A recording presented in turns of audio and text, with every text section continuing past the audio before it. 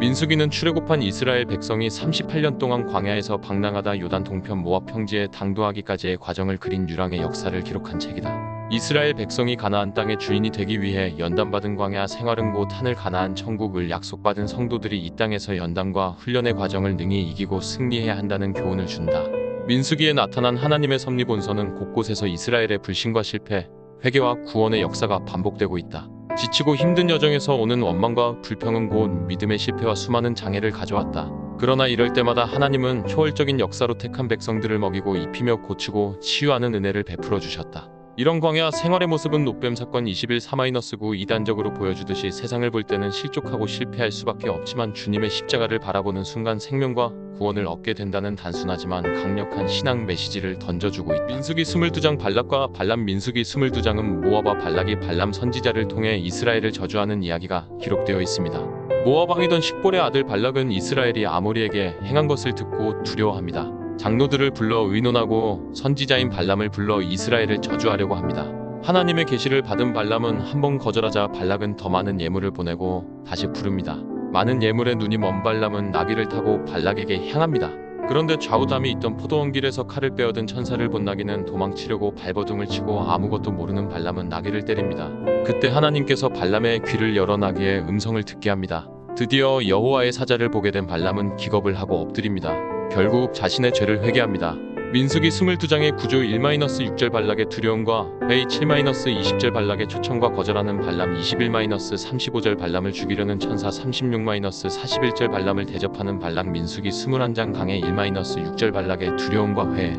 이스라엘이 모압 평지에 진을 칩니다. 그때 모압의 왕이던 십볼의 아들 발락이 이스라엘이 근처에 있다는 이야기를 듣게 됩니다.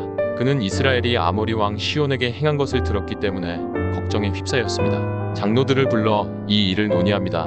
부돌에 있던 부울의 아들 발람에게 사신을 보내기도 합니다. 발람은 당시 유명한 선지자였고 복을 빌면 복이 임하고 저주를 내리면 저주가 임한다는 소문이 날 정도로 유명했습니다. 그는 발람이 저주하면 이스라엘이 저주를 받게 될 것이라 생각한 것입니다. 7-20절 발락의 초청과 거절하는 발락은 모압 장로들과 미디안 장로들을 발람에게 보냅니다. 하지만 발람은 처음에 거절합니다. 하나님께서 그 밤에 나타나 발람에게 너는 그들과 함께 가지도 말고 그 백성을 저주하지도 말라 그들은 복을 받은 자들이니라 12절라고 지시합니다. 결국 발람은 사자들을 다시 돌려보냅니다. 발락은 포기하지 않고 더 높은 고관을 보냅니다. 아마 많은 재물을 함께 보냈을 것입니다. 발람은 그 일로 또 하나님께 간구합니다. 이번에는 같이 가라고 하시면서 내게 이르는 말만 준행할지니라 20절라고 명령합니다. 처음에는 거절하신 하나님께서 왜 두 번째는 가라고 했을까요? 의아해 보이지만 그건 발람의 탐욕을 알았기 때문입니다. 한 번 거절하신 것을 다 묻는다는 것은 발람의 욕망 때문이었습니다. 하나님은 탐욕스러운 발람을 아셨기에 거절하지 않으시고 보내신 것입니다. 그러나 그 극은 곧 죽음에 직면하게 될 것입니다. 21-35절 발람을 죽이려는 천사 발람이 길을 떠납니다. 그로 인해 하나님이 진노 22절 하십니다. 이번에는 여호와의 사자가 길을 막습니다. 여호와의 사자가 칼을 빼어 손에 들고 길에 서 있었습니다. 나귀가 그것을 보고 도망치려고 발버둥 칩니다. 화가 난 발람은 나귀를 때리기 시작합니다. 하나님께서 나귀의 입을 열어 발람으로 듣게 합니다. 나귀는 자신을 변호하지만 발람은 말을 듣지 않아 때렸다고 말합니다. 바로 그때 여호와께서 발람의 눈을 박 31절 혀 사자를 보게 하십니다.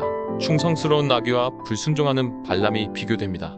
진짜 맞아야 할 사람은 나귀가 아니라 발람입니다. 나귀는 주인을 살리기 위해 3번이나 천사의 칼을 피했던 것입니다. 나귀가 아니었다면 벌써 죽었을 것입니다. 36-41절 발람을 대접하는 발락은 발람이 오는 것을 보고 환영합니다. 얼마나 기다렸던지 모압 변경의 끝 아르논가에 있는 성읍까지 가서 36절 영접합니다. 발락은 발람에게 자신이 존귀한 자들을 보냈는데 오지 않았다고 말하며 그를 맞이합니다. 발락은 발람이 이스라엘을 저주해 줄 것을 기대했습니다. 그는 발람과 함께 온 고관들까지 소와 양을 잡아 대접합니다. 그가 베푼 잔치는 독이 있고 간교함이 숨겨져 있습니다. 교훈 1. 죄인은 두려워하는 것이 임합니다. 발락은 이스라엘이 행한 일을 듣고 두려움과 걱정에 휩싸였습니다. 나중에 알려지지만 하나님은 모함을 징계할 의도가 전혀 없었습니다. 그런데도 발락은 두려움에 빠졌습니다.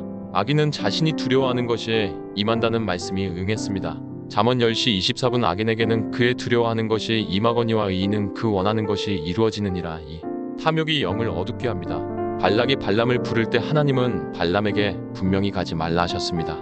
하지만 발람은 거듭된 요청을 거절하지 못합니다. 재물에 눈이 먼 발람은 하나님의 뜻을 알고도 또 묻습니다. 참으로 탐욕은 하나님의 뜻을 보지 못하게 하며 영의 눈을 어둡게 합니다.